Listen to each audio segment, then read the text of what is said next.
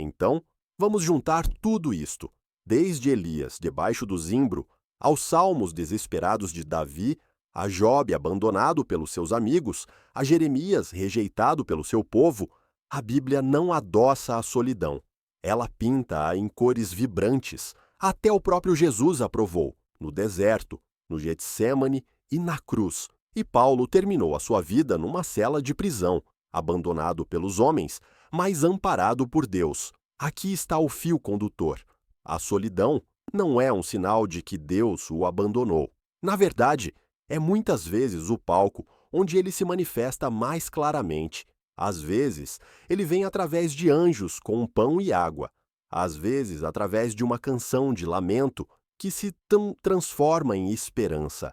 Às vezes, através de um fogo nos seus ossos que não o deixa desistir. E às vezes, é apenas a verdade silenciosa e inabalável de que ele nunca o deixou e nunca o deixará. Então, talvez a verdadeira pergunta não seja como é que eu escapo à solidão, mas o que é que Deus poderá querer mostrar-me nela? E se a própria dor da qual queremos fugir for o lugar onde Ele nos quer encontrar? Se alguma vez se sentiu invisível, ignorado ou indesejado, saiba isto. A história da Bíblia diz que não está sozinho, nem por um segundo. O mesmo Deus que esteve com Elias, Jeremias, Jesus e Paulo está com você e quer ouvir de si. Deixe um comentário. Qual é um versículo que o ajudou a atravessar uma estação de solidão? Ou qual história da Bíblia o tocou mais hoje?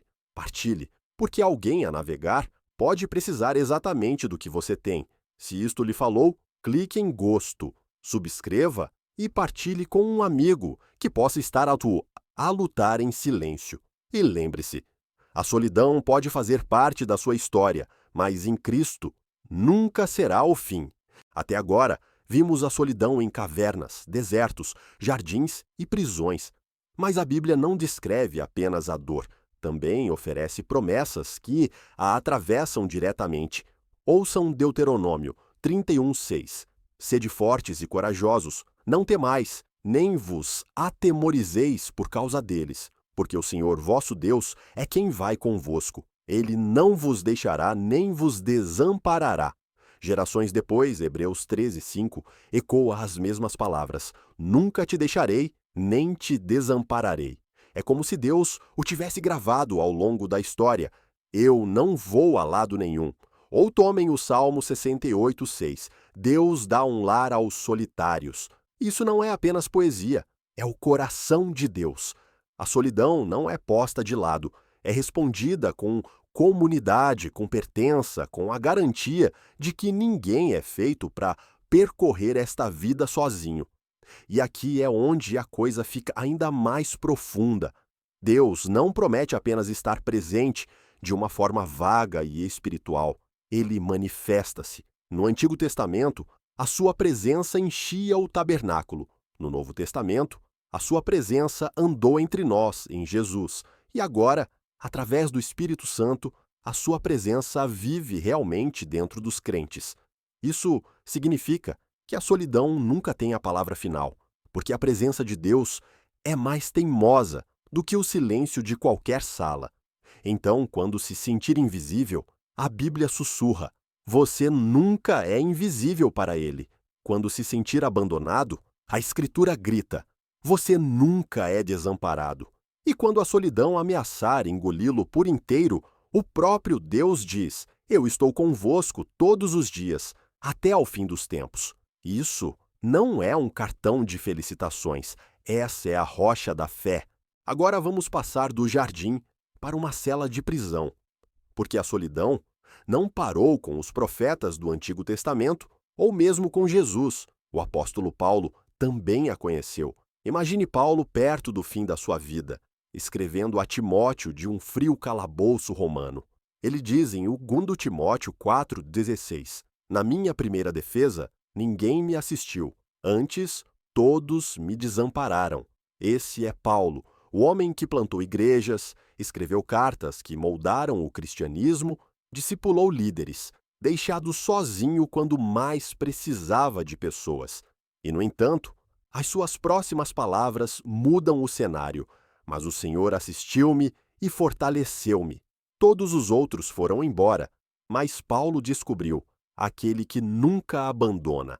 Isso não é apenas teologia, isso é testemunho, esculpido no silêncio de uma cela. E pense nisto: alguns dos momentos mais solitários de Paulo deram-nos os seus escritos mais ricos. Efésios, Filipenses, Colossenses, Filemão, todas cartas da prisão. As mesmas palavras que ainda lemos hoje nasceram de correntes e solidão. Em Filipenses, ele até diz: o que me aconteceu realmente contribuiu para o progresso do Evangelho. Então aqui está o paradoxo. A solidão de Paulo não cancelou a sua missão, ela expandiu-a. A sua voz viajou mais longe de uma cela de prisão do que alguma vez poderia ter viajado de um púlpito. E talvez seja isso que a nossa solidão também pode fazer. Os lugares que pensamos serem o fim de um relacionamento, a mudança, as noites silenciosas em que ninguém responde às mensagens, podem ser apenas o palco que Deus usa para amplificar a sua presença em nós.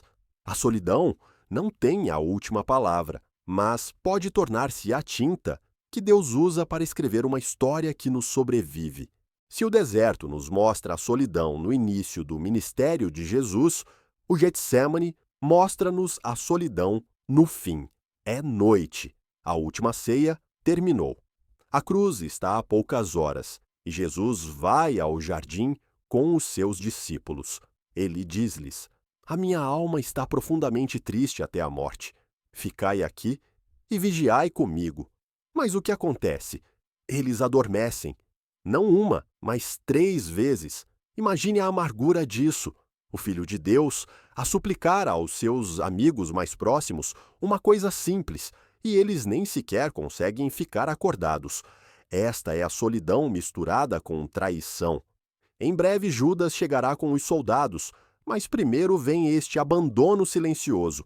Mateus 26 mostra Jesus a cair sobre o rosto, orando: meu Pai, se for possível, afasta de mim este cálice. Contudo, não seja como eu quero, mas como tu queres. É um dos momentos mais crus dos evangelhos, o Salvador do mundo, a suar gotas de sangue e a fazê-lo sozinho.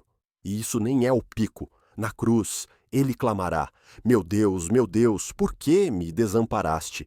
Isso é solidão a um nível cósmico, o pecado do mundo a oprimir, o rosto do Pai afastado, o silêncio mais profundo jamais registrado. Aqui está a verdade surpreendente. Jesus não apenas experimentou a solidão, ele redimiu-a, ele carregou-a, ele entrou na derradeira solidão para que nós nunca fôssemos verdadeiramente abandonados. Cada vez que sussurra: Deus, onde estás? A cruz responde: eu estive lá e ainda estou aqui. Então, quando sentir o peso esmagador da solidão, lembre-se, o Getsêmani não foi apenas o jardim dele, foi nosso também. E porque ele suportou aquela noite sozinho, você nunca terá de o fazer. Do poço de Jeremias, vamos passar para o deserto. Porque antes de Jesus pregar um sermão, curar os doentes ou chamar um discípulo, ele caminhou diretamente para 40 dias de isolamento. Sem multidões, sem discípulos, sem milagres para o distrair, apenas areia, silêncio, fome e o diabo. Mateus 4 descreve a cena. Jesus é levado pelo Espírito para o deserto, não por acidente, não porque ele se tenha afastado, o Espírito levou-o até lá. E por 40 dias ele jejuou sozinho, com nada além de animais selvagens e o peso da tentação, falando em solidão. Imagine ouvir a voz de Deus no seu batismo: este é o meu filho amado. E depois, entrar num deserto onde a única outra voz é a de Satanás. Se és realmente o Filho de Deus, prova-o. Transforma estas pedras em pão, salta do templo, toma o atalho para a glória. Aqui está a reviravolta. Jesus não contra-ataca com argumentos inteligentes ou pura força de vontade. Ele combate com a Escritura. Cada tentação é recebida com "está escrito". É isso, sem audiência, sem aplausos, Apenas um homem solitário no deserto, agarrado à palavra de Deus. E talvez seja esse o ponto. A solidão tira o ruído. No deserto, Jesus mostra-nos que quando não se tem mais nada, a palavra de Deus é suficiente.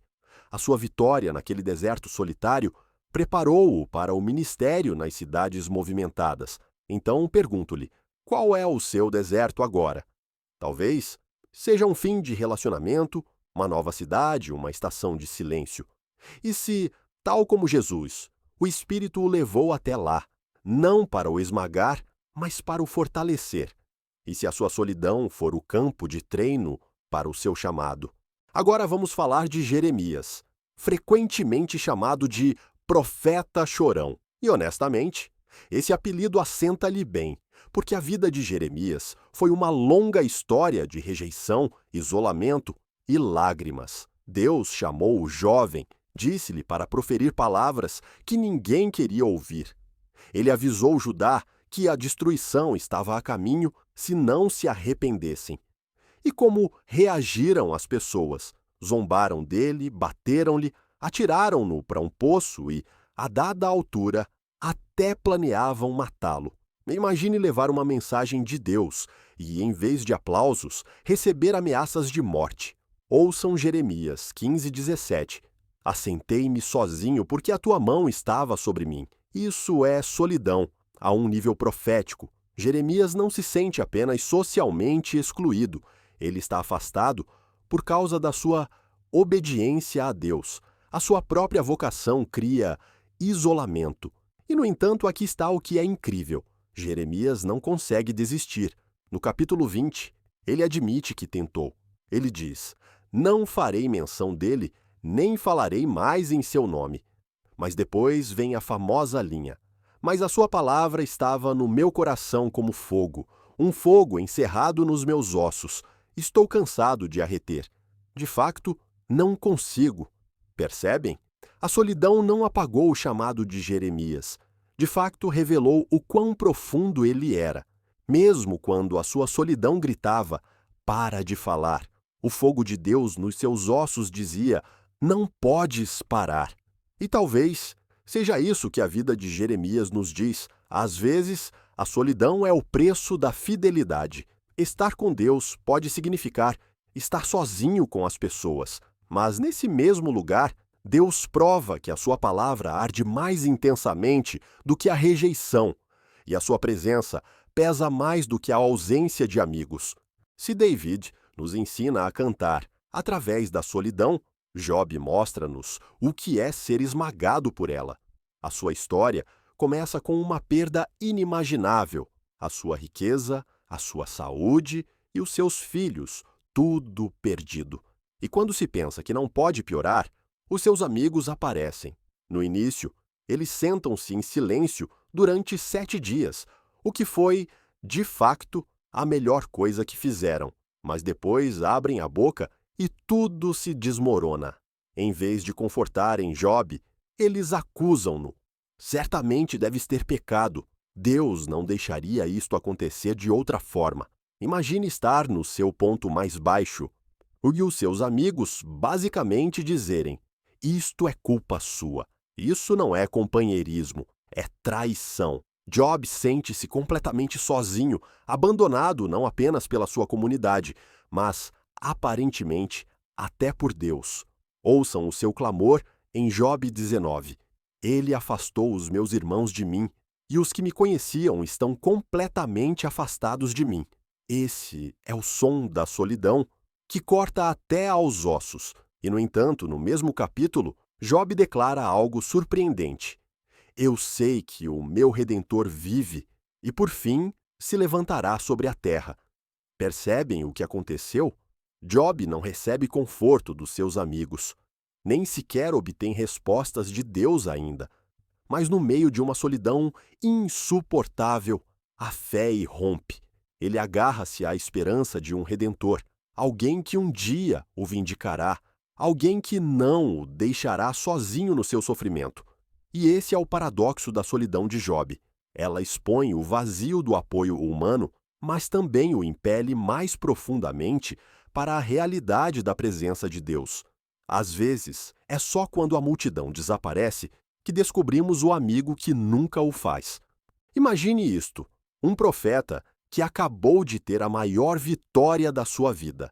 Elias tinha literalmente chamado o fogo do céu no Monte Carmelo. A multidão ficou pasma, os falsos profetas de Baal foram humilhados e, por um momento brilhante, parecia que Israel poderia finalmente voltar-se para Deus. Esse é o tipo de êxtase espiritual com que a maioria de nós sonha. Mas o que acontece a seguir? Em vez de celebração, Elias colapsa. A rainha Jezabel envia uma ameaça de morte e, de repente, este profeta destemido está a fugir para salvar a sua vida.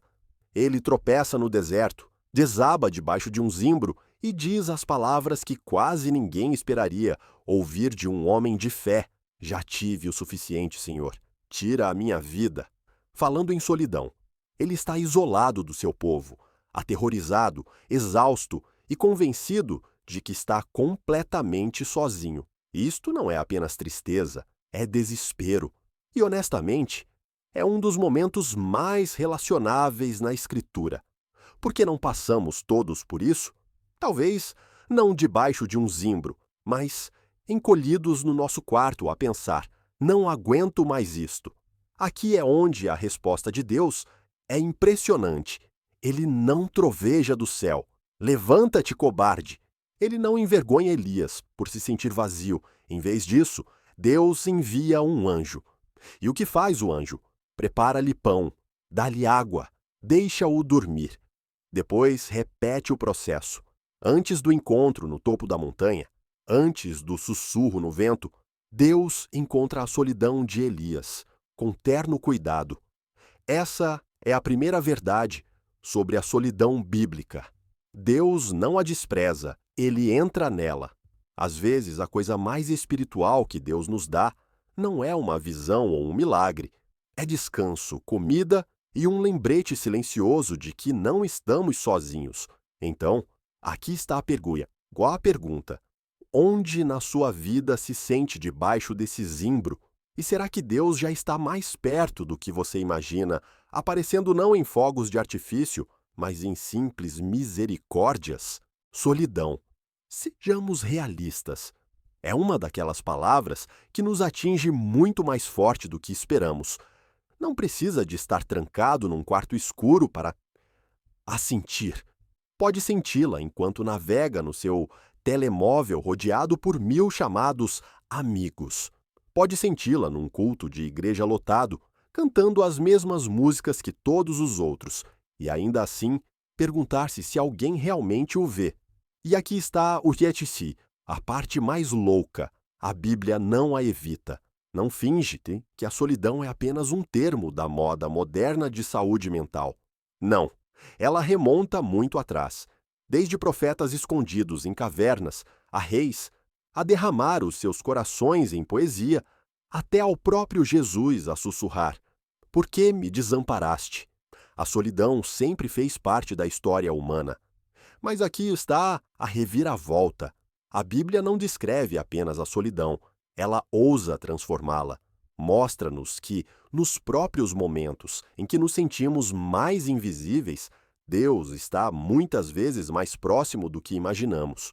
E se a sua solidão não fosse apenas uma dor vazia, mas um convite sagrado?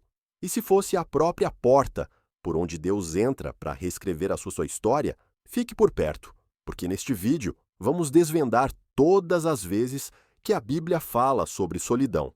E acredite, algumas destas histórias são cruas, surpreendentes e talvez até desconfortavelmente relacionáveis, mas no final verá que a solidão nunca é o fim da história.